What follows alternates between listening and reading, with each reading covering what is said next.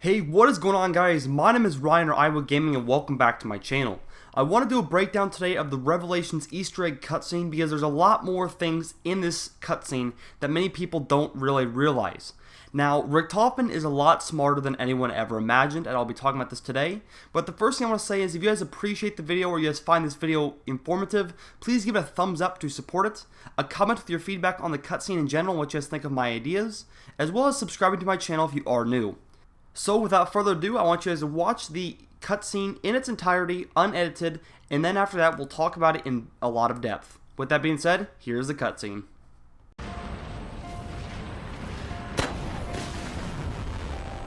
Sophia, Marxus. you know what we must do, my dear. Yes, my love. We will do it together. As one we are, now and forever.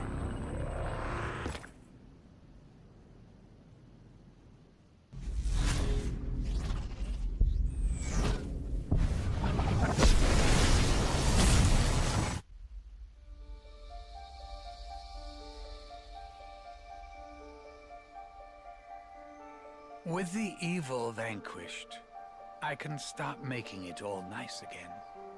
No undead, no apothecons, no shadow man. All of it gone. Forever. But here's the funny thing. You snowflakes shouldn't even still be here.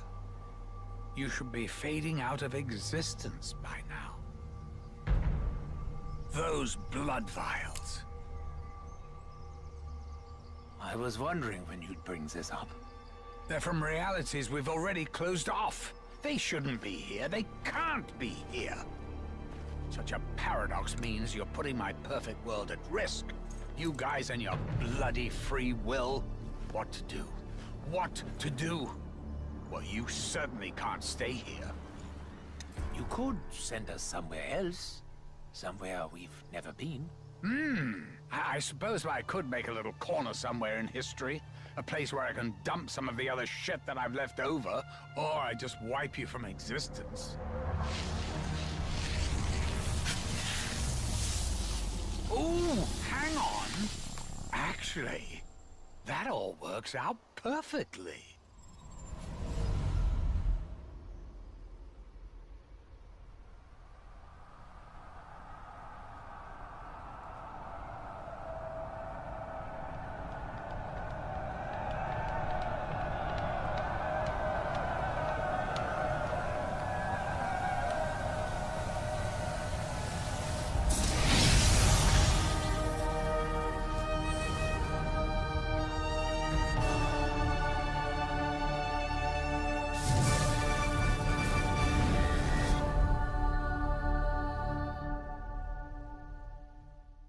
Alright guys, so the first main point I want to talk about is when Sophia and Maxis are talking to each other, and prior to this we actually see 5 toys, or 5, kind of action figures like kids would play with, being sucked into the summoning key.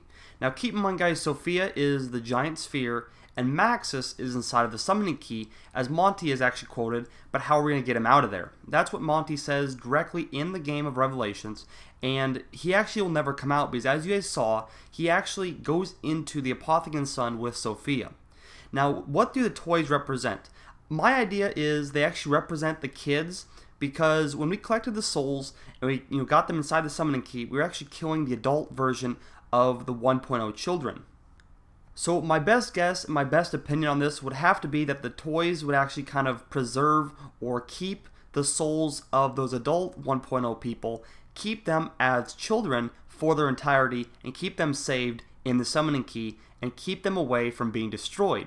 Now, if they were destroyed, therefore, the characters would, not be able to exist, and therefore die off right away. So I'm assuming that when Sophia and Maxis actually go into the Apothecan's son, they simply do that to get rid of the Shadow Man, get rid of the Apothecans in this universe, and basically just cleanse it and go back to the perfect universe where the kids would be safe. That's why, guys, they kill themselves, is sacrificing themselves to keep the children safe, and that's why I believe the toys are actually brought in to the summoning key. Therefore, to keep the children in a perfect world. On a side note, Sophia and Maxis really talk like they really do love each other. Now, we really don't know anything about Samantha's mom, but could something have happened between Maxis and his secretary Sophia, and that's how Samantha came along? Or even, guys, could 935 have been really Maxis's project, and his wife, Sophia, was his secretary? Now, guys, I know it's probably a really crazy theory and it's really stupid, whatever, but, these people really do talk like they love each other, and Maxis, did poison Sophia to keep her, to preserve her. So, is this like some really weird, fucked up case of like Romeo and Juliet? I don't know, guys, but, it just kind of does have to raise the question of, was there something going on between these two people besides just work? With that being said, let's continue. Okay, so the next big thing I want to talk about is the blood vials. Now, there have been many theories going around as to why the characters carry these around. Now, as we see Dempsey here, one of the blood vials has actually been drunk or dumped out or used in some way that the vial is now empty.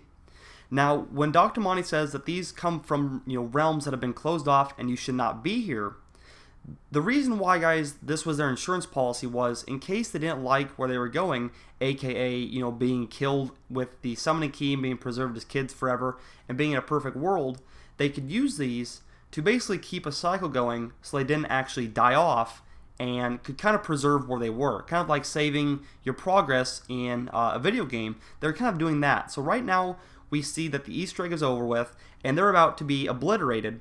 But by using the blood vials, there's actually a tie to a different realm.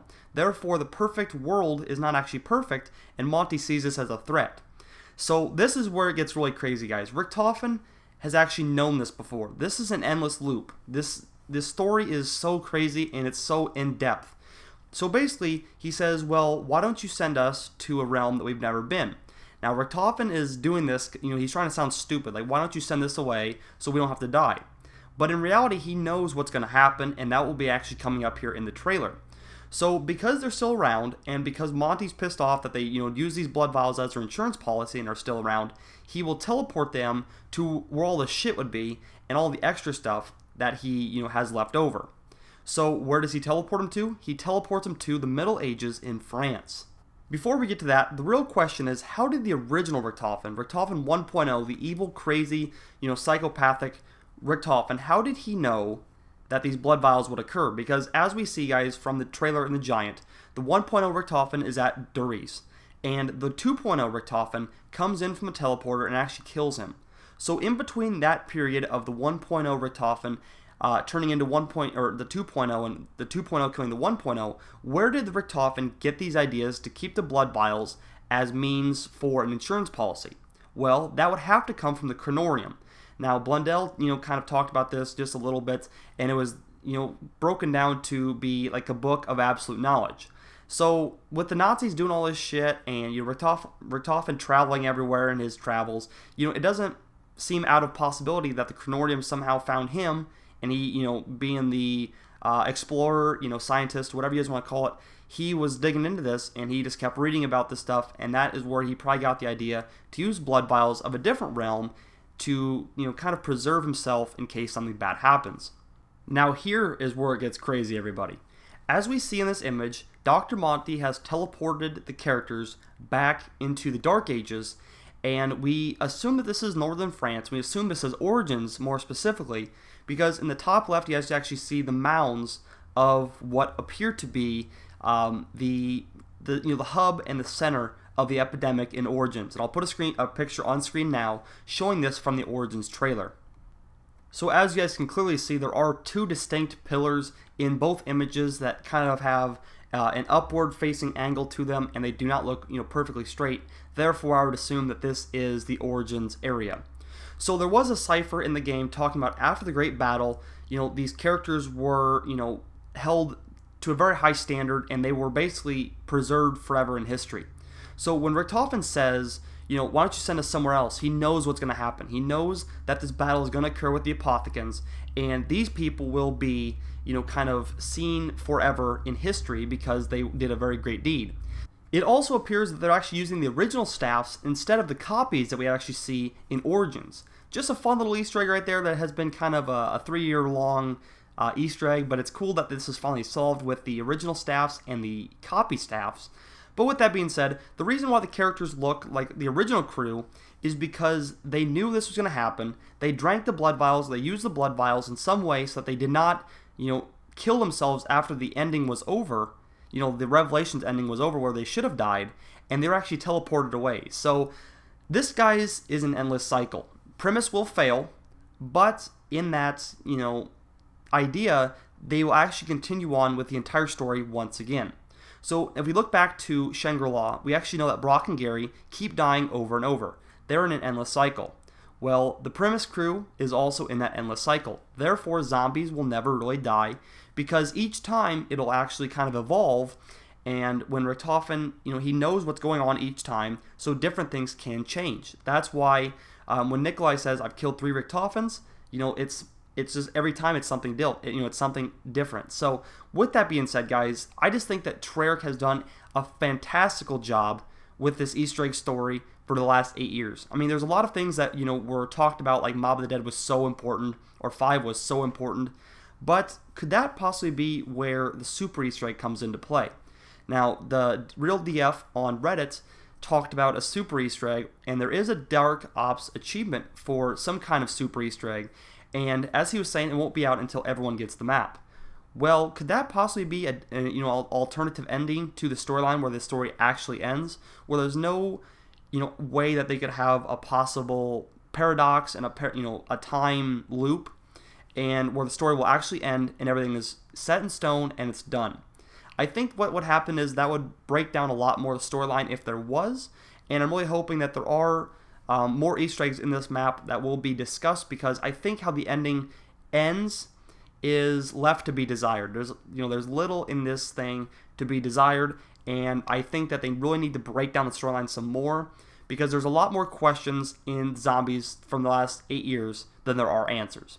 So with that being said, this is a pretty thorough breakdown of the trailer or the cutscene for Revelations. If you guys have enjoyed today's video, please give it a thumbs up to support it. A comment with your feedback would also be appreciated on what you guys think of these ideas, and subscribe finally if you are new to my channel. But thank you guys all for watching 12 minutes with me today. I want to thank you guys for watching, and until next time, my name is Ryan, and I'll catch you in the next video.